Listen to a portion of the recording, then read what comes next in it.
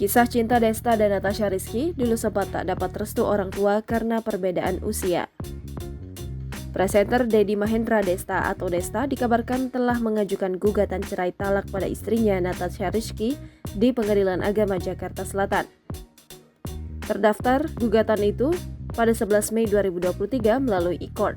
Selama 10 tahun menikah, rumah tangga Desta dan Natasha bisa dikatakan jauh dari gosip. Desta pertama kali bertemu dengan Natasha di salah satu produksi sinetron. Lewat produksi sinetron itulah Desta menaruh hati pada Natasha dan mulai gencar melakukan pendekatan. Saat mulai mendekati Natasha dan resmi berpacaran, hubungan tersebut ternyata tak mendapat restu dari orang tua Natasha. Ini karena keduanya memiliki perbedaan usia cukup jauh.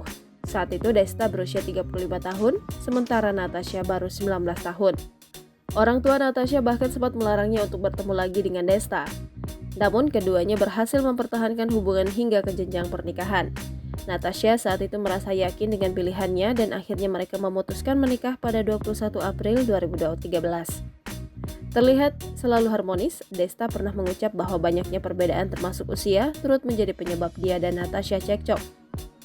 Desta diketahui lahir pada 15 Maret 1977, sementara Natasha lahir 23 November 1963. Dari pernikahan tersebut, Natasha dan Desta dikaruniai 3 orang anak. Jangan lupa subscribe, share, komen, dan like ya!